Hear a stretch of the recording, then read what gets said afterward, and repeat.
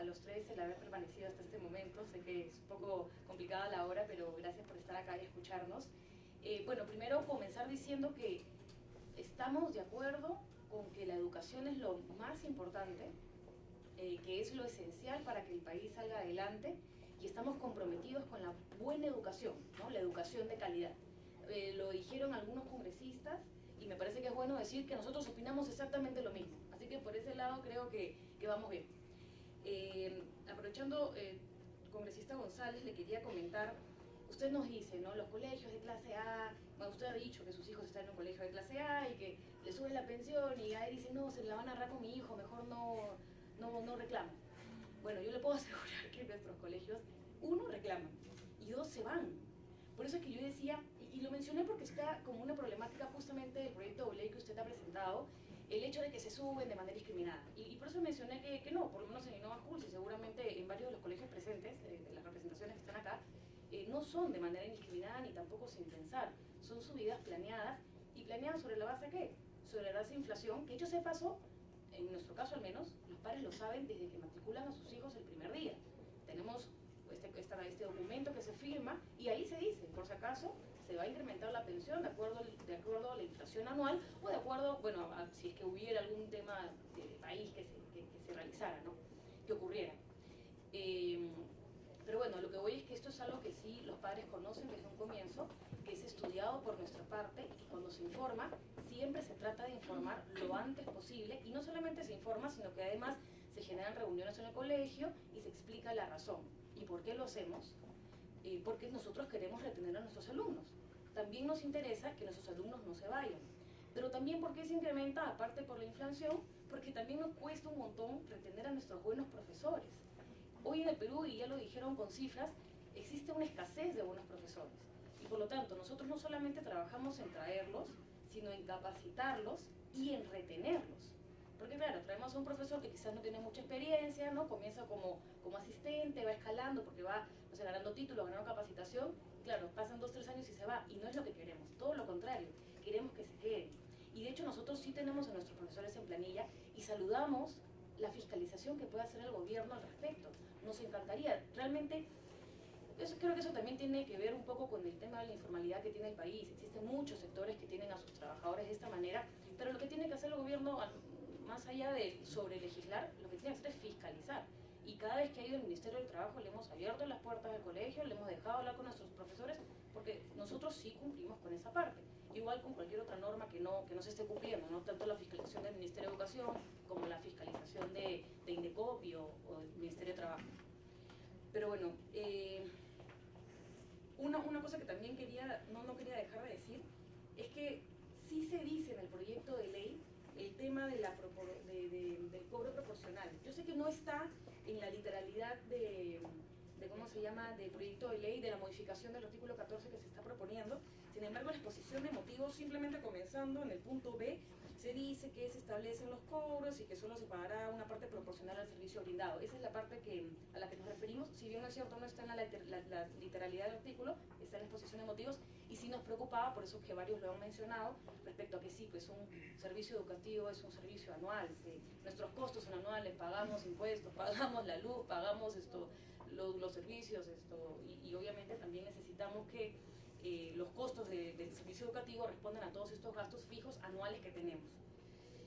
Y bueno, respecto también al punto de que no se está buscando intervenir en la economía, no se está buscando intervenir ni regular precios, en realidad me vuelvo a referir a la fundamentación del proyecto de ley del congresista González, porque acá sí se menciona, si bien es cierto, se menciona el artículo 17 de la Constitución que dice que tenemos una política de país, una política de economía social, también se dice que el Estado tiene que evitar el abuso de posiciones dominantes. Y claro, acá nomás hay casi 2.000 o quizás más colegios. Yo me pregunto, ¿existe un abuso o una posición dominante en un mercado donde hay solamente en CD, casi 5.000 competidores solo en Lima? Es un poco difícil de decir. Nuevamente, en nuestros colegios los padres sí se van, y se van bastantes. Entonces, acá no es que nosotros podemos ser abusivos. Yo sé que se ha referido, bueno, qué pena que también ha sido el congresista del Águila, y lo dijo, pero de ahí se retractó, pero dijo, no, mis amigos se quejan sobre las cuotas de ingreso. pero tus amigos también quizás están en colegios donde ellos pueden pagar esa cuota de ingreso. Los colegios que están en el cuadro no tendrían las cuotas de ingresos que tienen si ningún padre de familia las pagara. Si las tienen, es porque los padres las pagan. Y lo siguen haciendo, y no sacan a sus hijos. También ellos sentirían quizás algún tipo de golpe si es que los padres sacaran a sus hijos, pero no lo están sacando. Pero nuevamente, nos estamos centrando en la realidad de 20 colegios y no se está viendo el escenario completo. Bueno, respecto a lo que había comentado la... Señora Bertolotti, ya se nos acaba el tiempo. ¿Quiere hacer una pregunta? No, voy a dejar que termine para poder intervenir después. Muchas gracias, Presidente. Sí, miren, si es que podemos basar ya nuestros últimos comentarios en base a la fórmula legal de los proyectos de ley, ¿no? Vuelvo a preguntar por el tema de la información oportuna, porque según la ley dice antes de cada matrícula, pero antes de cada matrícula, que es diciembre, un día antes de la matrícula, noviembre, ¿cuándo es oportuno? ¿O cuándo podrían dar ustedes esa información que ustedes consideren que esto es oportuno? Porque un día antes tampoco no creo, ¿no? Y por otro lado, sobre el proyecto de ley del congresista Edmundo del Águila, cuando se habla que no se puede reintegrar proporcionalmente la cuota de ingreso, porque dicen que si no el alumno puede retornar en cualquier momento, pero muchos no retornan, ¿no? Muchos de repente no se estudian hasta segundo de primaria, luego se van y se cambian de colegio. ¿Por qué es que no se podría? Si ya se está pagando lo que es una matrícula, también se está pagando los 10 meses para cubrir los costos fijos de la institución educativa. Entonces, sí, nos podemos centrar solo en esto, pero ya lo hacemos breve porque faltan varias personas y ya es la 1:30 de la tarde. Gracias. Gracias, congresista, por sus preguntas. Respecto a la oportunidad, yo le digo una cosa. Cada vez los colegios privados están adelantando un poco más la matrícula, porque claro, de eso depende también captar más personas, hacer publicidad, hacer conocer sus colegios. Para ese momento ya se cuentan con los costos del siguiente año. No estoy segura cuál es el promedio de mercado. Me parece que la matrícula de este año en Innova Schools ha salido a mediados de septiembre, finales de septiembre. Eso es lo que se realiza, pero claro, nuevamente el proyecto exagera y nos lleva a junio, que ya es una planificación casi con 1 año y medio de anticipación, que es lo que nosotros estamos, bueno, por lo menos en contra. Y respecto al tema de cuotas de ingreso, la cuota de ingreso nuevamente es el derecho que paga el padre por entrar a la institución, ¿no?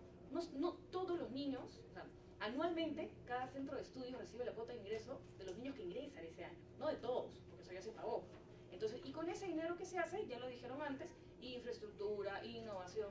Si esa plata después me la piden de vuelta, ¿qué hago? ¿Dejo de estudio lo que construí o dejo de construir lo que tenía planeado? Es un poco más difícil de manejarlo.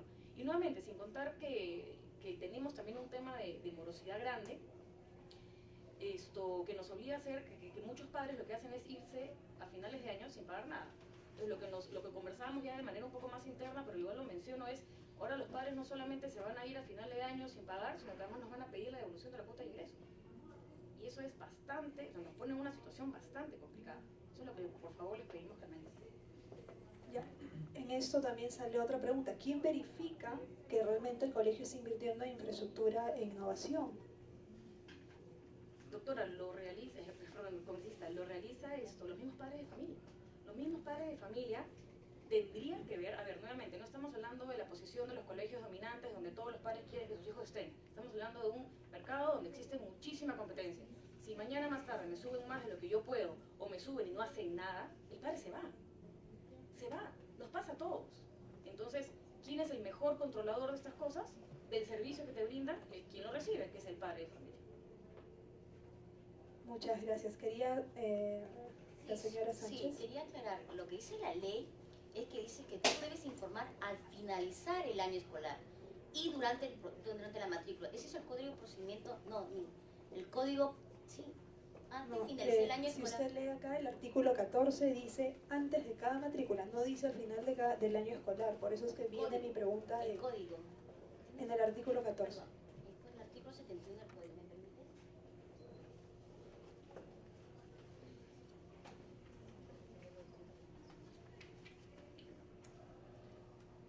Señora Sánchez, Acá dice, a ver. el proveedor de servicios debe tener una consideración educativa en la educación básica.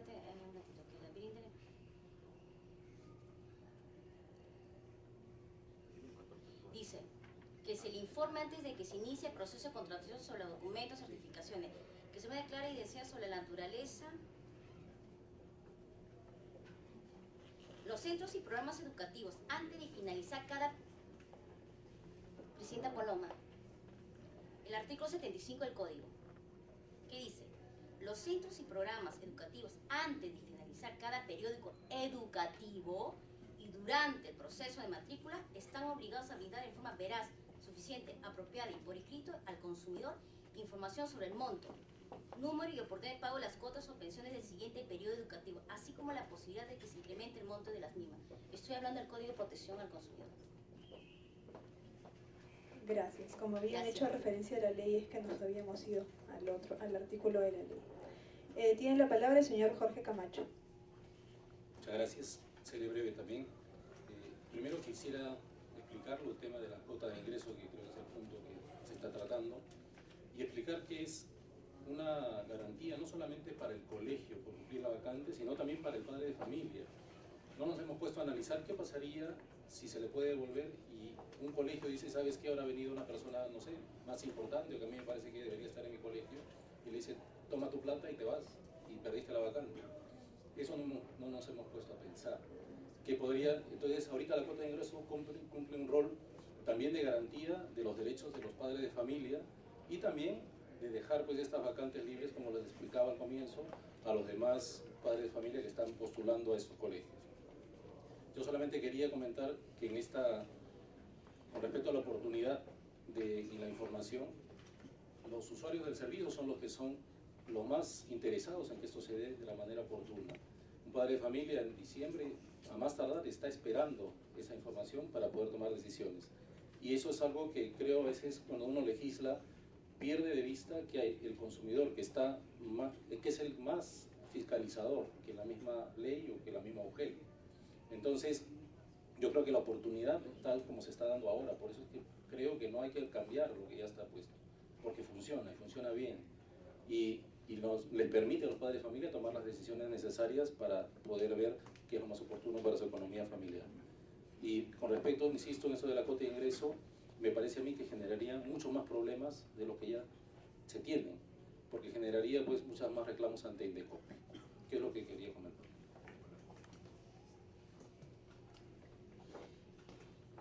Muchas gracias. Tiene la palabra el señor Gustavo Nakamura. Muchas gracias, Presidenta. Para puntualizar, para responder las preguntas, hablaban sobre el tema de la matrícula. Cada contexto es distinto, también en este punto, porque hay instituciones que tienen una matrícula de hace 2 o 3 años, el niño todavía de repente no nace y ya tiene la matrícula, quiere asegurar su matrícula, pero hay colegios en que no está pasando ello. Entonces, ahí hay un tema que tienen que medir sobre ese tema, me parece que es importante, porque en muchos colegios se está dando con una carta, nosotros en nuestro caso lo hacemos en octubre o noviembre, y decimos cuáles son las mejoras en los próximos años que se van a hacer, porque hay que informar al padre que por ese aumento de pensión, así sea mínima, qué se le está diciendo. Y entonces esa información es pública y ellos lo tienen. Y sobre eso optan la opción de decir que se queda con nosotros o se retira. Igual que ha propuesto la señorita de Innova, en nuestros casos la rotación va entre el 15 y 12%. Un colegio de 5.000 alumnos, saquen cálculos cuántos están yendo, más o menos, porque se van a otras instituciones. Y ya hemos invertido en la infraestructura que le estamos dando. Entonces, con el punto 2 de la cuota de ingreso, hay que pensar muy bien que los chicos, el pago de pensiones sirve para el flujo que implicará los sueldos y la infraestructura en cuanto mantenimiento, pero la construcción, ¿de dónde se paga? Cuando uno se hace socio de un club, por ejemplo, lo que hace es una cuota de ingreso, y no es cuando te vas del club te devuelven, no lo sé. Entonces hay que tener cuidado con ese tema. Sí saludamos el tema de hacer algo intermedio, de repente conversar un poco más sobre este aspecto, y solamente 2 puntos adicionales, el tema de la PAFA que habían dicho el congresista Lescano. En los colegios privados no existen PAFAs, ¿ok? Salvo sean colegios, otros cooperativos, otras formas. En los colegios públicos sí se da. Yo particularmente soy presidente del comité de APAFA de un colegio privado donde están mis hijos, y vemos el tema de las pensiones en conjuntos, y sale un comunicado. Entonces, es cómo maneje el director o la promotoría ese manejo con los padres. Entonces hay un tema de liderazgo detrás de ello. Y el otro punto es el tema de la, que usted decía, la congresista Robles, entiendo el tema de la supervisión y el tema de la formalidad. Hay colegios en que sí son formales, y creo que los que estamos sentados acá sí.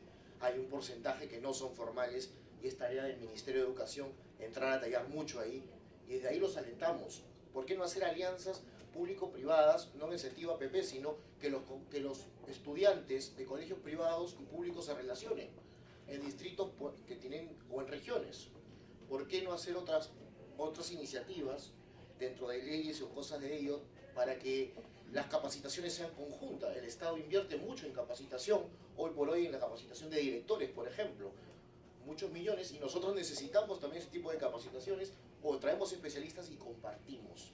O sea, creo que esos dos puntos es para dejarlo en otro punto de agenda, pero como saludamos el tema de conversar sobre el tema de la matrícula, hay casos concretos en cada institución, y con la cuota de ingreso, como les he dicho, es un tema de infraestructura, es un tema que hemos ido trabajando. Muchas gracias. Muchas gracias, señor Nakamura. Le pediría a la señora Lindecopi que nos haga una aclaración sobre el tema que tocamos hace un momento, porque usted dijo al finalizar el año, y acá revisando el código no dice eso exactamente. Entonces, ¿nos puede hacer la aclaración, por favor? Sí, gracias, señora presidenta, por darme la oportunidad. Tendríamos que primero estar más o menos situados en el contexto, ¿no? Hay un contexto en el cual, y entiendo que ha sido el espíritu de la ley de economía familiar para servicios educativos, de poder brindar información de las condiciones a todos los consumidores, ¿no? A todos los ciudadanos, o en este caso interesados, ¿no? De poder saber cuáles son las condiciones en las que se va a prestar el servicio, ¿no es cierto? Y demás temas que se han establecido en el mismo. Sin embargo, hay dos situaciones que se dan finalmente dentro de la prestación del servicio. El primero son los padres que van a postular a un colegio y que tienen que pasar eventualmente por una evaluación, y los temas que se han estado aquí discutiendo sobre el tema de las cuotas de ingresos, etcétera, como también de los padres que ya están, sus hijos, disfrutando del servicio educativo. Entonces, entiendo de que el espíritu del Código de Protección al Consumidor es brindar toda esta información para todos los consumidores, seas o no seas finalmente un eventual o potencial consumidor beneficiario del servicio o producto que finalmente se está ofreciendo en el mercado. El artículo 75 señala de que, o se pone en el supuesto de ese padre de familia consumidor que ya tiene una relación de consumo, una relación con el centro educativo, y por tanto le señala, ¿no?, que debe brindar información al finalizar cada periodo educativo, ¿no?, y durante el proceso de matrícula, ¿no?, de todos estos costos, de una forma, información veraz, sencilla, oportuna, ¿no? Entonces, simplemente es tratar de ver cuáles son los dos supuestos en los cuales nos encontraríamos, pero igual siempre garantizando que la información sea accesible y oportuna en todo momento. No si eres un padre de familia que vas a disfrutar del servicio, no. En general, esa información tiene que estar transparentada, ¿no? Ya, muy bien, gracias. Entonces, a ver, al existir ese conflicto de normas, digamos que pesa más esta ley que es especial para los centros educativos. Entonces, yo quisiera ver su opinión, porque tenemos dos proyectos de ley que estamos tratando de consensuar de alguna manera. Entonces, ¿con cuánto tiempo de anticipación ustedes podrían dar esta información para que sea más oportuna para los padres de familia? A ver, señor José Urbina. Actualmente nosotros cumplimos con la normativa del código y las revisiones que nos hace Indecopi.